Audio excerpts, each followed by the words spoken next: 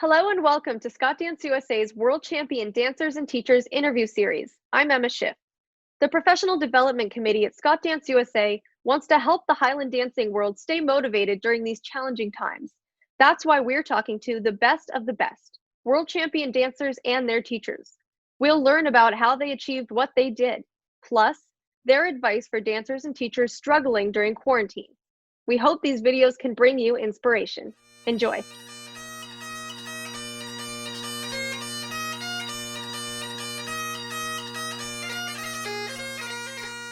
Today we're talking to 10-time world champion Colleen Rintamaki and her teacher, Joy Tolev. Thank you both so much for joining us.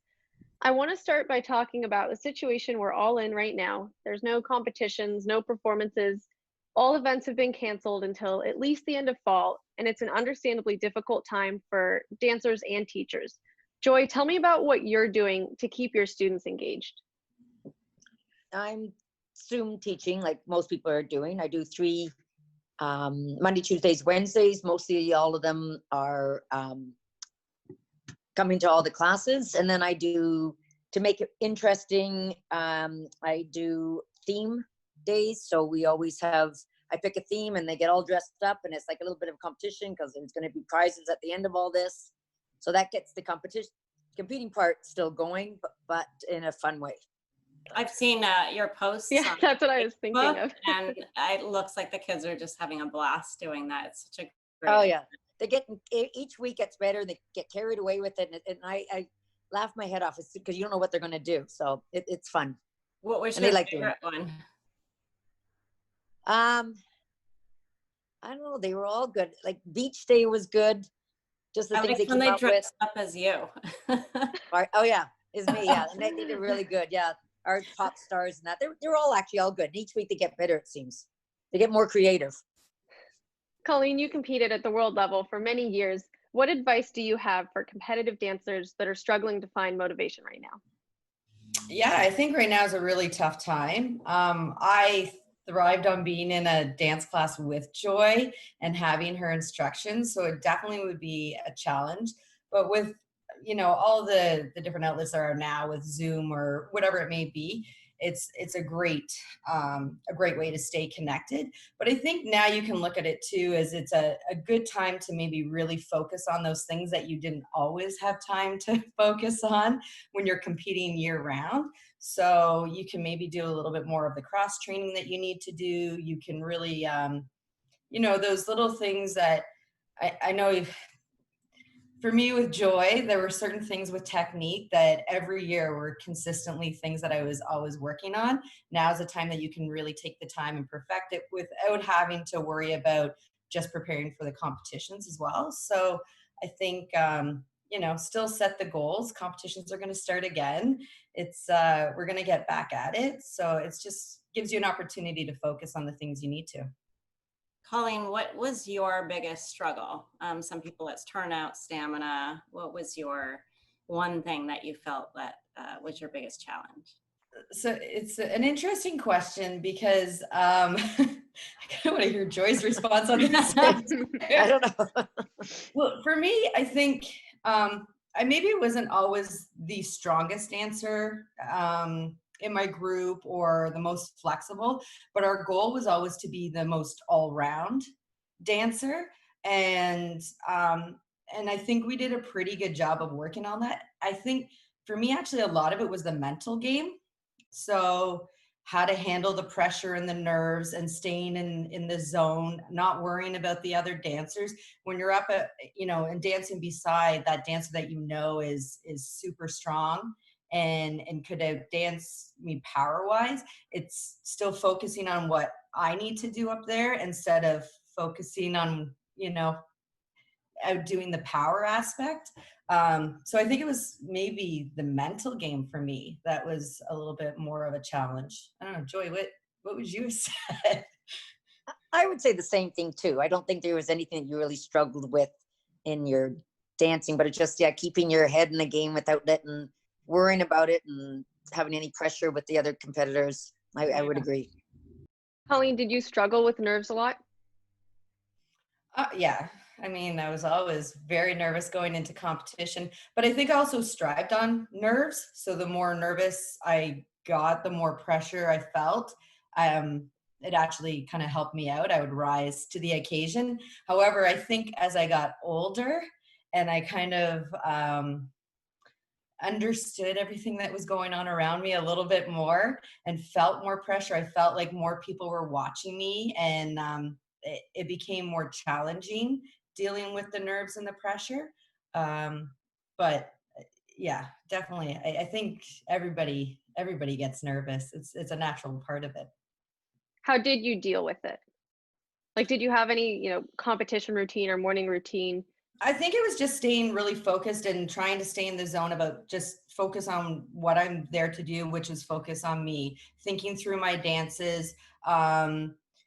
Joy and my mom did a really good job of sort of, I think, sheltering me from any of the politics or anything that was going on outside. So it gave me the ability to just really focus on what I needed to do that day. We had a really good team where my mom didn't interfere with what Joy did. Joy was the dance teacher and we trusted her fully.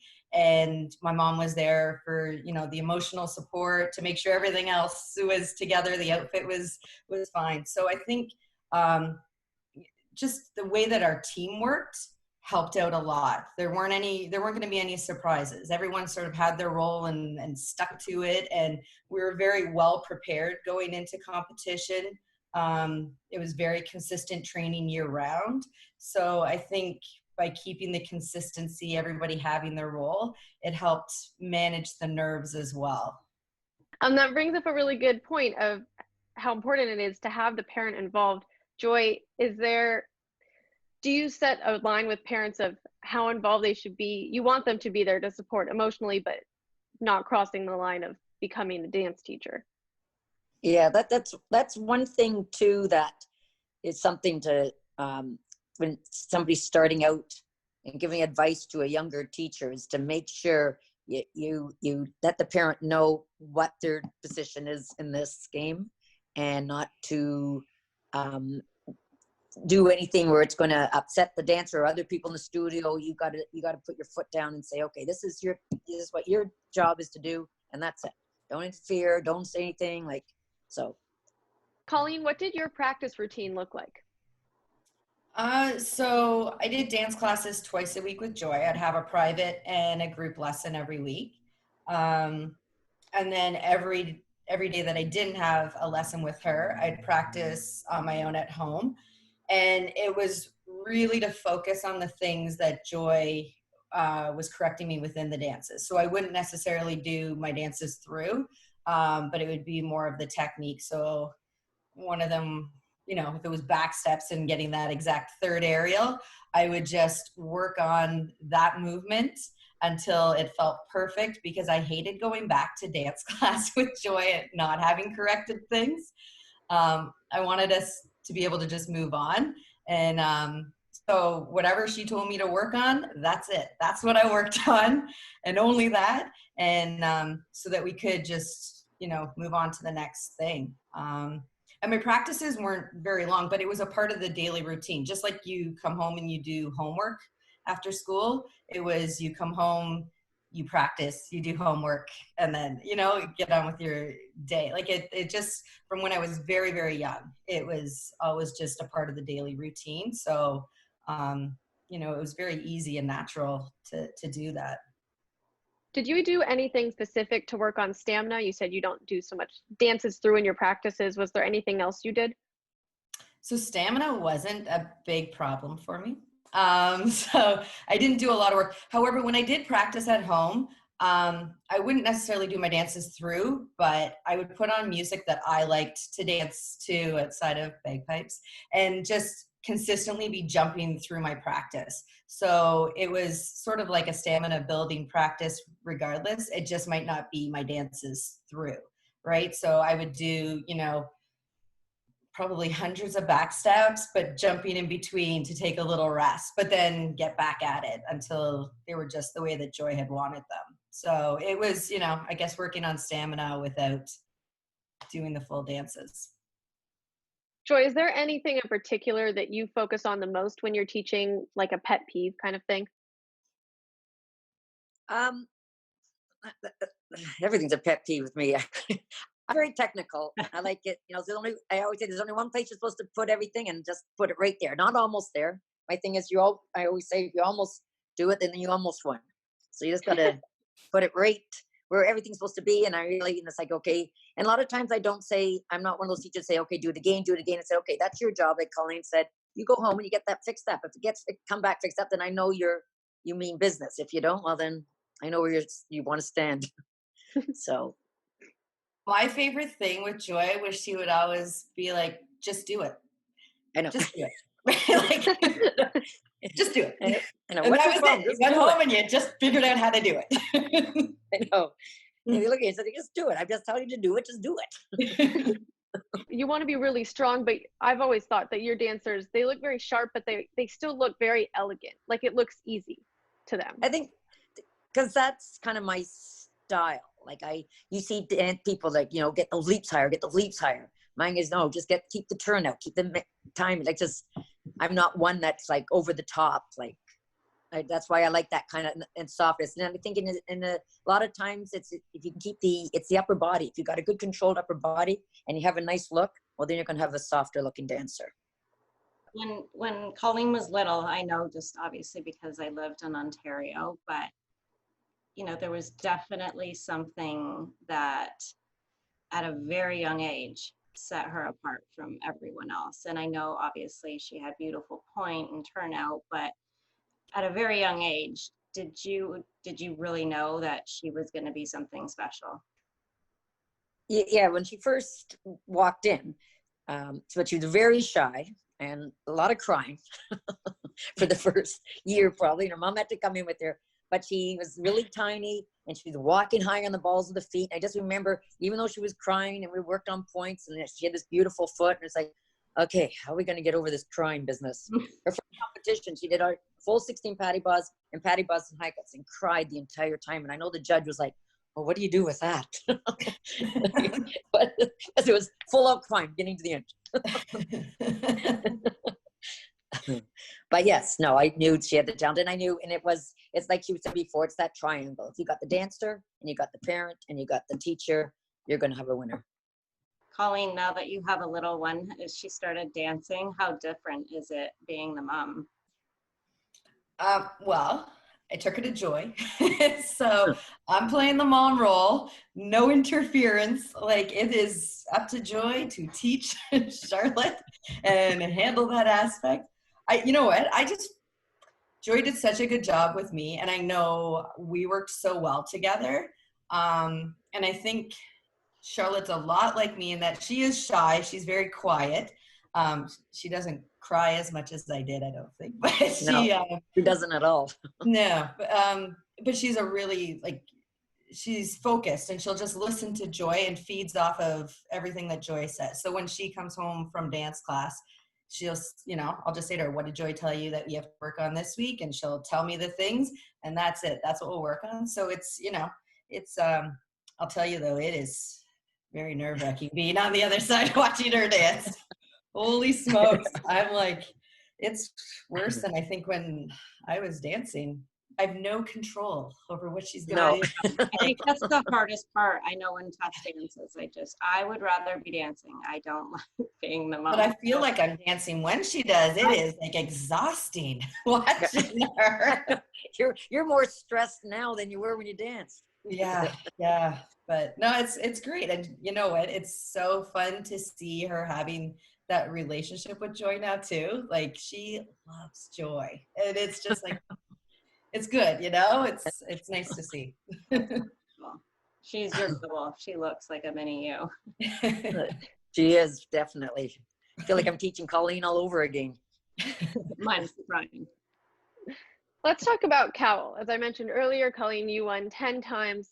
Joy, you said you knew when she was little, she was something special. Was there a particular moment when you thought she wasn't just something special, that she had a shot at winning Worlds?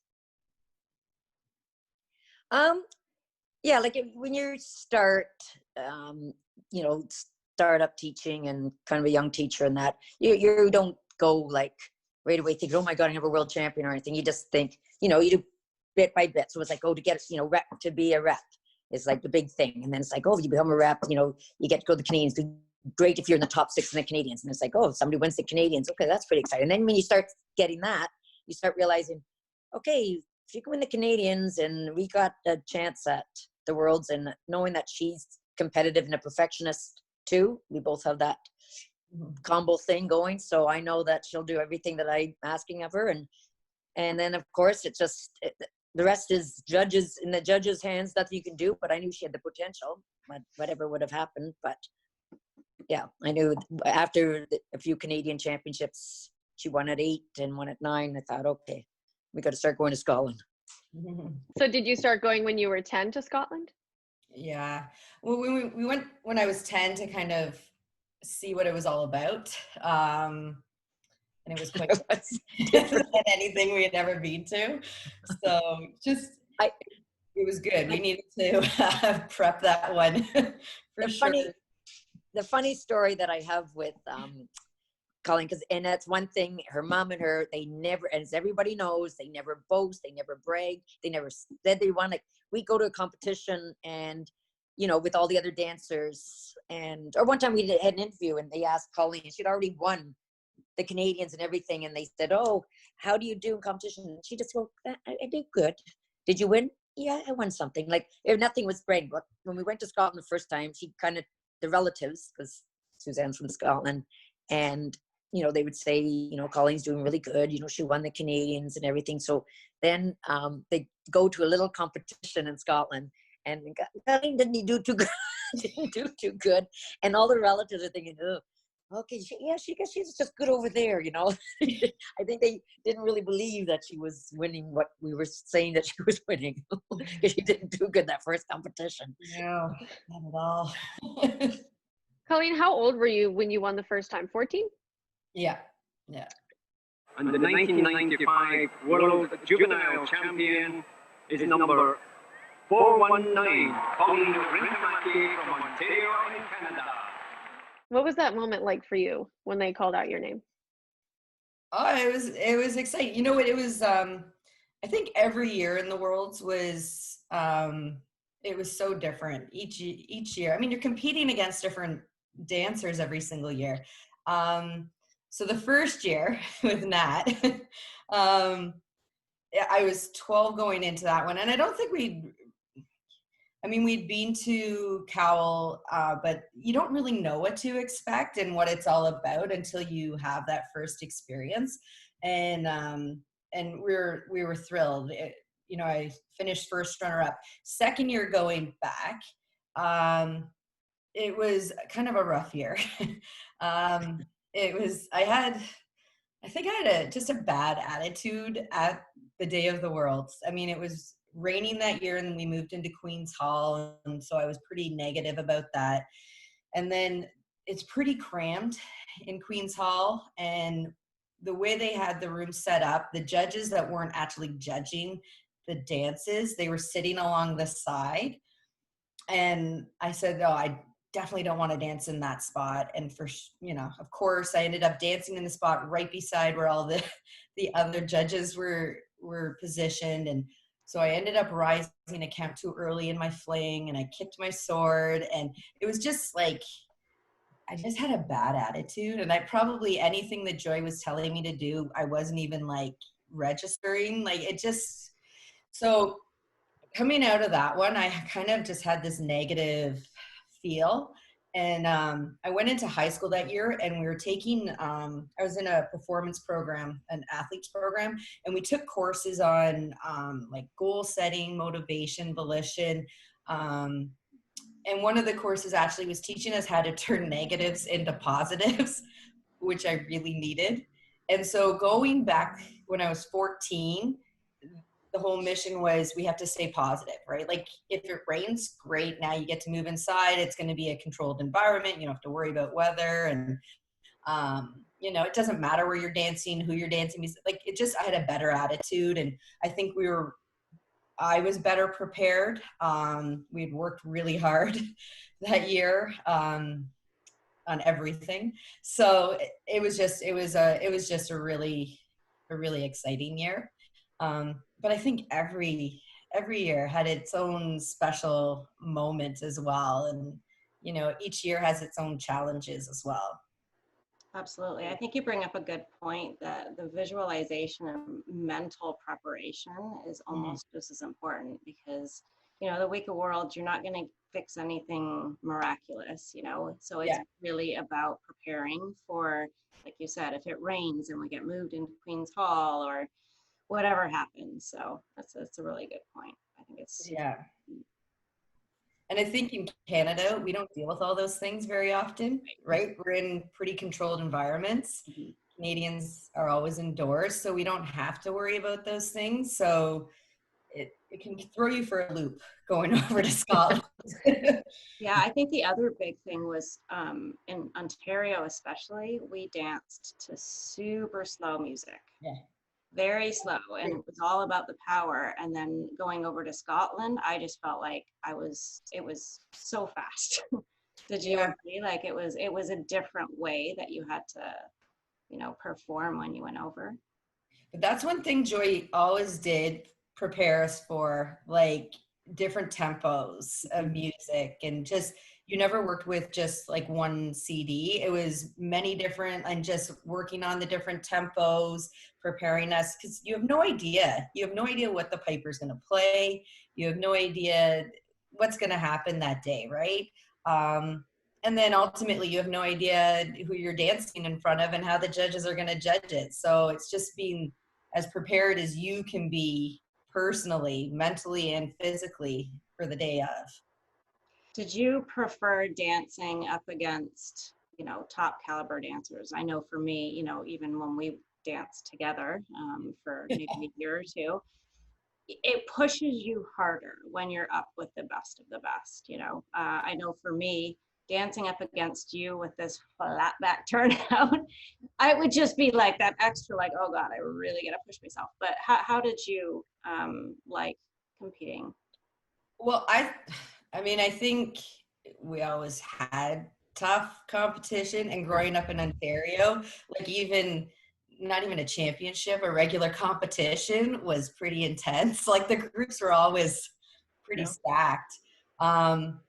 So, I mean, we were lucky growing up in Ontario with the dancers that we had, because we always had really, really challenging competitors up there, and everyone was working towards the same goal. And very often you would have multiple, you know, champions within the same group. But definitely it always pushes you, especially when you're up beside the ones that you think are maybe going to be, you know, the top tier of the group. It's, you know, pushes you that little extra bit. But I think we've always had that, and, you know, year round as well, being in Ontario. Yeah, that's a good point. Joy, what does your practice routine look like the week of Cowell in Dunoon? We don't do too much. We get our cheese toasties and we go and get all the shopping things, our cookies, our candies. I don't overdo anything the week before. It's because you have to arrive there in shape, prepared, and it's just kind of going over a few things. I don't hardly do anything through. I maybe see them once or twice. I don't even, you know, just that week, maybe 2 days prior before the Scottish Championship, and just go over things, just the reminders, but we don't overdo anything, because you don't want to get there. Because I always find it's damp. You're not used to all that dampness now, and you don't want to overdo anything and pull anything. So just to keep stretched, I think Colleen always did that. We just thought about everything. We did a few things that I knew that she had to remind it, and a lot of stretching. Yeah. I think that sums up the week. Colleen, did you feel any added pressure after you won that first Worlds? For sure. Yeah. And everyone after that too. It mounted, and it, yeah, I, you know what, near the end, I felt like everyone was waiting for me to make a mistake. Like it became that it wasn't just about going out and doing your dance. Like I felt like all eyes were just waiting to pick it apart, like every little thing. And that's where I felt more pressure, and had to try and deal with that more. I didn't maybe understand it as much when I was younger. which was good. Yeah. But yeah, they're definitely, it built, and you want to always come back and do more, show that you deserved to be the world champion, but also that you're improving. And so Joy and I always, every year we would set a goal to be a little bit better. And maybe it was a matter of, let's build up the power. Let's be stronger this year, or let's work on the presentation a little bit more this year. But it was to improve every year. What was that transition like going from junior to adult? I think that was my biggest challenge personally, because, my first year in adults, I think we had 8 world champions in my group, let alone people that were just as amazing, second, third, fourth. So what did that transition look like for you? Yeah, that was a scary year going into adults. And I think, so I always looked younger, I think. And I was tiny, but I looked young. I remember Joy telling me to maybe start wearing more makeup going into the adult group, try and look more mature. Yeah. Yeah, it was scary because it was the same thing. There were multiple world champions in the group. And I had only met up with them and competed, like with you, Nat. I had only competed with you in Worlds that 1 year, and then we didn't meet again until the adults, right? It's hard. But again, I think it came down to just focusing on my own dancing. Everybody had their own strengths. Stylistically, everyone was a little bit different. Some dancers were stronger, some were sharper. It was just about trying to focus on what I had to work on and going in that way. And, I remember feeling really good after dancing at that Worlds. We were really happy with the way I danced. But at that point, just, it's in the judges' hands. So Sure. You just have to wait. But yeah, it's scary going into the adults. That's for sure. I think the one thing that I always appreciated was how close we all were as friends. I always felt like we all competed against each other, but like you said, it's always down to the judges, and it didn't ever impact us as dancers being friends outside or even at the competitions. We just always wished each other well, and Yeah, there was good support amongst everybody, I think. Yeah. Joy, how do you keep dancers motivated when they hit a bump in the road, whether that be an injury or maybe not meeting a goal in terms of doing well at a competition? When something happens that maybe gets them a little unmotivated, how do you make sure that they stay motivated and willing to practice? If they have a bad day at competition, it's just one day out of how many competitions still coming up. Let it go. Don't let it bother you. You just got to keep positive with them. Whatever you're going through, whatever you're going to make that, as Colleen was saying, a positive thing at the end of that, saying, well, you're going to be better now for this because you're going to work harder on, while you're resting your foot, you're going to really work on your flexibility, and then you'll get that better. And then we just have to get your stamina back again. And like I said, whenever I'm not one, you get stressed and everything, but I'm at a competition. I'm usually like, yeah, but whatever, you did a mistake. We laugh about it. I don't have crying kids that it's because it's I don't care. It's one competition. You don't worry about it. We're here to have a good time, and it's your friendships. We do a lot of traveling in as groups, and I go, that's what you're going to remember in the end. You're not going to remember who won what. You're going to remember the trip to Phoenix. Oh, remember all swimming in the pool, and Joy threw somebody in the pool, and that. And then if you say, well, would you win that? Oh, I don't know who won. Nobody knows. So it's the memories, and then a lot of them are starting to realize that. Colleen, if you had to give advice to 12-year-old you, what would it be? So actually, to what Joy was just talking about, I think I was so focused on competition. It was about, when I was there, it was about just really staying in my zone. And maybe I didn't take enough time to sit back and actually enjoy as much as I could have, or appreciate what was going on. So my last year in the Worlds, I had, I retired, but it came back.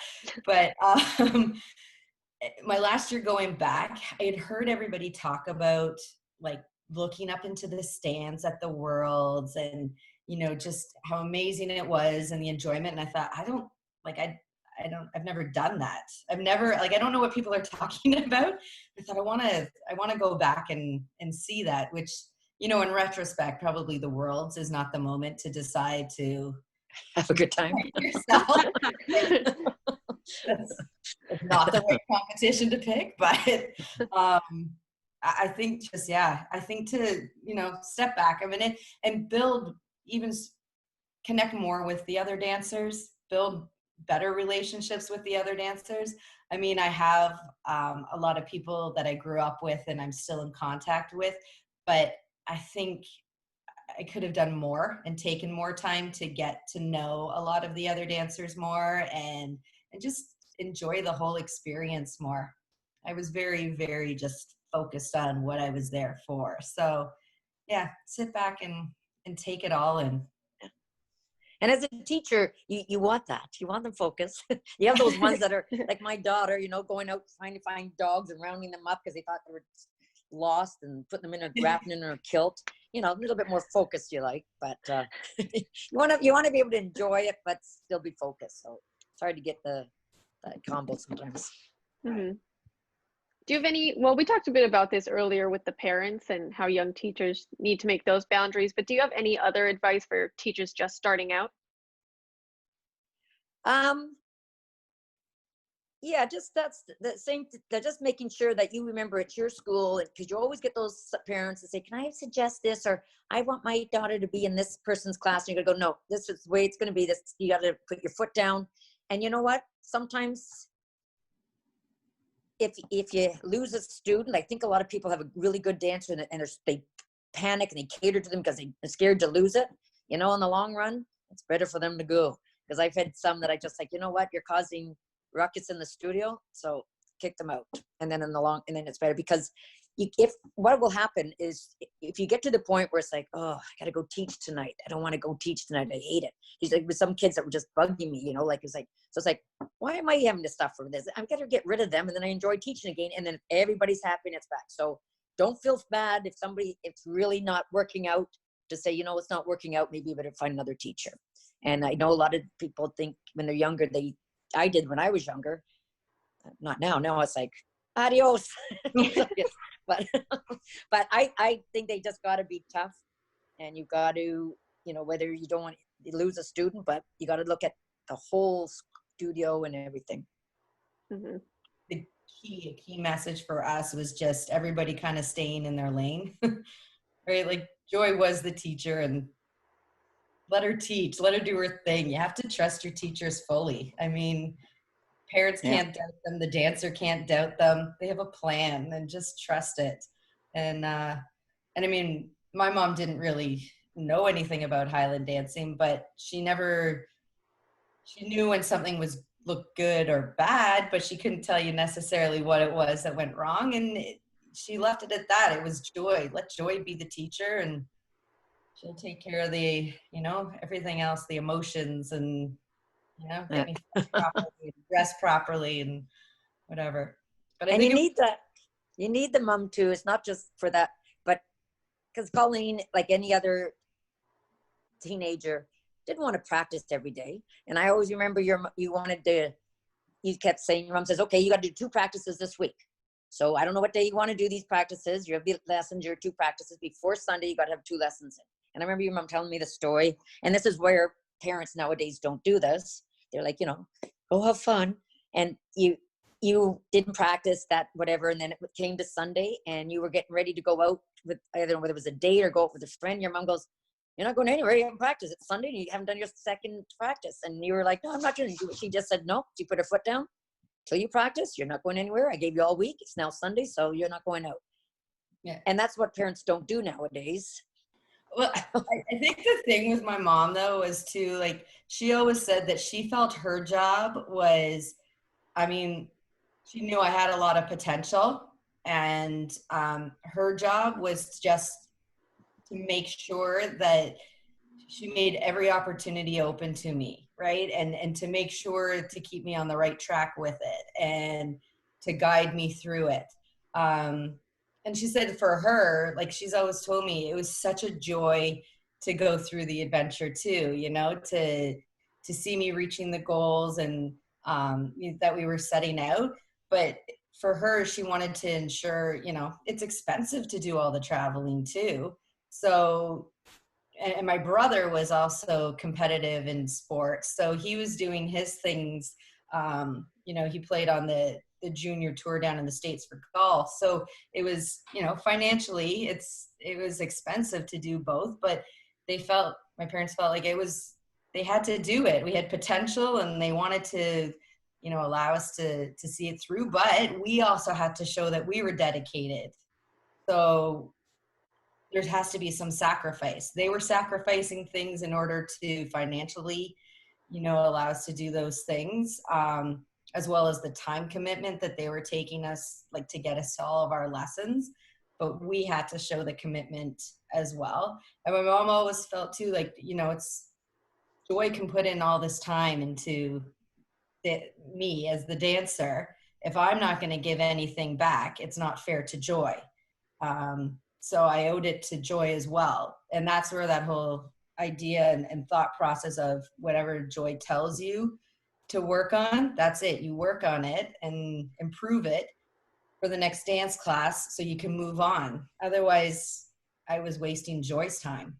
Well, the last thing I wanted to ask was, this is for both of you, but we'll start with you, Joy. What is your fondest memory from Highland dancing? It's just as a teacher, obviously having somebody winning all those championships, but having a world champion the first time is something that it's obviously every teacher's goal. But the other thing is all the friends that I've got out of it. That's number one. I've got friends all over the world, and you know, I could be finished teaching, you know, I could quit teaching, but I'll still have these friends for life. And you got a lot of good friends. I travel a lot with them, and that is kind of the fondest thing for me, is to have this friendship. I've had them, and like I had friends like Kelly Baduke and I danced together since we were little, and we're still good friends. You know, like we have friends for and they're everywhere. So I think that's the thing. If you can get good friendship out of the whole thing, then that's the biggest. Colleen? So I think, I mean, obviously all the things I accomplished were, I mean, amazing. We worked really hard as a team to get there, and it paid off. I'll tell you, I really miss the feeling of dancing on stage and the excitement and that adrenaline rush. It was an amazing feeling to be able to dance the way I wanted to dance, like to actually work towards things and accomplish it and be able to do those things, and to be able to do the things that, you know, Joy would challenge me with it, to have the ability to do that. It was a great feeling. I mean, obviously I can't do any of those things anymore. That was amazing. But same thing, I think all the experiences that Highland dancing offers and has brought to me, the travel, I mean, I never would have been able to go to the places, I wouldn't have gone and traveled to all the places that I've been, or met the people that I've met. It's just, it opens so many doors, and it can, I think it can give you a lot for moving on after Highland dancing too, the confidence, what I've carried over into like my job now, just, you know, time management, setting goals, sticking to it. I've carried that through even my job now, and it just, the life lessons from it are fantastic. Yeah, no, for sure. Thank you both so much for joining us.